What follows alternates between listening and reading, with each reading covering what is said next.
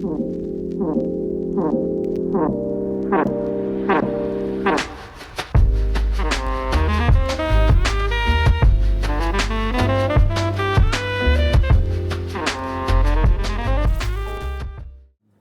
the spatial presentation was always spectacular with Dave and upscaler. Like now, It's a different league. I can just draw you every element of sound. Yeah. It's the height elevation that has really like surpassed itself. Okay, that's not something I spotted. For me, that's the standout right now. Right. Is the height. Yeah. And also the incisiveness of the treble region. And like treble region doesn't usually have weight, and for those kind of digital to analog converters that can reproduce that to actually give the treble region a bit more incisiveness, so that it feels as though the treble has weight, that it doesn't feel ethereal, and it's got that incisive edge of attack. Yeah. That's what we're trying to do with it, and one of the things you hear with getting the transients right is the starting and stopping on notes become much more explicit. And the other, chord is very, very known for that. But this is just another level. Yes.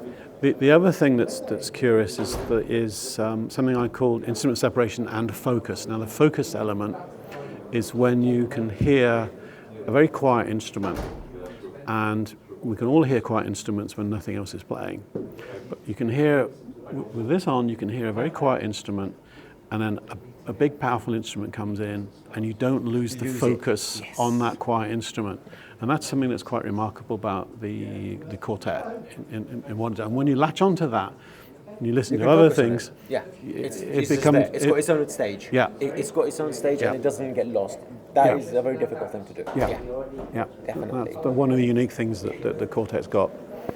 Especially like that aspect of it in the treble region as well, because sometimes a lot of DACs, when they're reproducing multitudes of sounds in the treble region, like say upper mid-range and then lower treble and then above like 13, 14, 16 kilohertz, they usually just either become ethereal, fade into the distance, sound unnatural, or just completely disappear. Yes. Like a raindrop, you can see it because there's like sun behind it, if that makes sense. You know, it's highlighted. Yeah. I think the background has improved a lot as well. It's black. It's a lot more blacker. Yeah. I mean, Dave already has that, but yeah. When is it out? Well, hopefully we'll be launching it in the autumn. So that's the plan. I hope to at least review it. Yeah. No, that won't be a problem. We just need to talk to the right guys. Yes. That's amazing. I think hard work's paying off. Well, it's 6 years worth of effort, and Alan Serkin was here just before you, and he just put it down, and he was speechless. He said, "I said, you're speechless, aren't you?" He said, "Yeah, I wasn't expecting that." It's like how my experience was with TT2, then I jumped to Dave. It's that sort of level of huge jump for me from upscaler to this. Yeah. I was, I've been working on this for 6 years, obviously, as I said, and up until 4 weeks ago, nobody outside my family, not even Cord, had ever heard this. You're kind of stuck in your own little cave doing your own work. And because it's hundreds of incremental improvements as things were changed and knowledge was gained and things were improved, you don't go from start to full on, you don't... Every time, because it's incremental upgrades. And you tend to lose what happened at the beginning, don't you? Yeah, and over 5 years of listening, 6 years of development, 5 years of listening, you lose track of what you've actually accomplished because it's such a regular, it's like climbing a mountain, We can become familiar with everything, or anything. So I lost my sense of how big a change this thing actually was. So my son, we have two of the units, two of the prototypes, one in my office and one in the AV listening room and the home theatre. And I was taking it to Singapore and bringing it back, and it got damaged in the case, and the prototype no longer worked. So, it cracked the PCB because there was no metalwork. It was just a PCB with heat sinks attached. So I took it out of the system and put the M scaler in, and he turned around to me and he said, "What the hell have you done?" That's the one thing hell have actually you done? I've noticed as well. Is like when you go backwards, Yeah. not upwards, that you see the difference. You see the difference, Yes. yeah. So he then said, "This is the most significant product you've ever done," and he's got a Dave, he's got an M scaler, he knows what the stuff sounds like. He said, and I said, "No, it's not. It's I mean, Dave is more important or whatever." So 4 weeks ago I was in Singapore, and I've got a good friend out there who's an audiophile, and he's got a reasonably good system. I've heard it a few times. We plugged it in, we played a Coltrane track, a 1957 recording, and it went from a recording to playing live real instruments. Holographic In the room. It was real.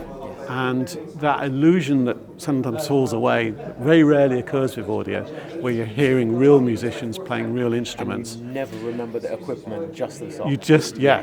And that's what happened. And I thought, God, maybe my son's right. This is the most significant thing I've been working on. So intellectually, it's really good because I've learned a hell of a lot about interpolation filters and how they function and what you need to do to make it sounding, good or perfect rather.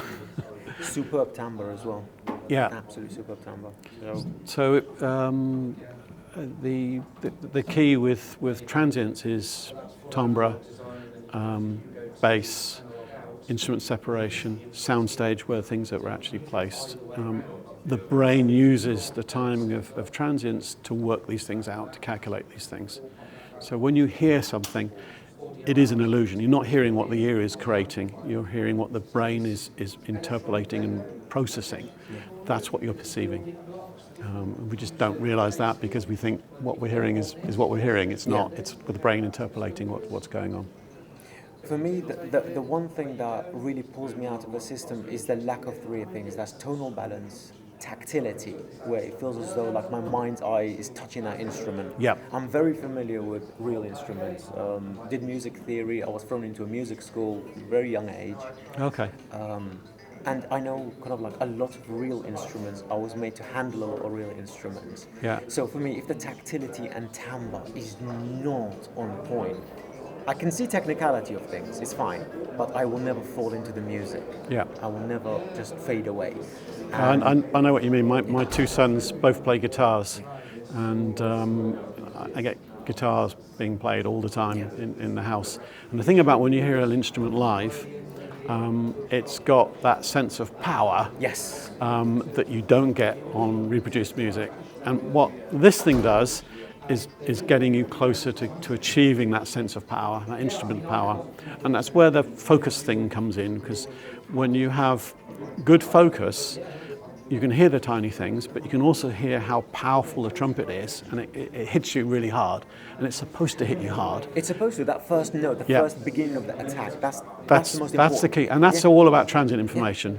And interpolation filters screw up that timing process. So like drums are never supposed to be soft. Yeah. They are supposed to be so visceral that it hurts kind of thing. Exactly. Yeah. Exactly. All the time in every aspect of it. So even if it's the cymbals and not just the tom-toms and stuff like that, it's supposed to have that strike. And the other thing about a kick drum, for example, when it's recorded, it sounds like a thump. Yeah. When you hear it live, it's got a pitch. Yeah. So they're usually in the studio trying. They're trying to actually turn it into a thump rather than a pitched instrument, and actually distorting it on purpose. And whether that's a good thing or a bad thing or nothing. But if you listen to a kick drum live without any amplification, it's got pitch, which is quite surprising, really, from an instrument point of view. And also there's that decay, even instruments or like a kick drum where it cuts off after the initial strike, there's supposed to be some kind of concussion after the attack. Yeah. And those usually get blunted a lot as well, and that loses the wholeness of that specific note or attack. Sure. And then that becomes fake again. Yeah. So should we do the formal questions, interviews now? Sorry. We've got plenty.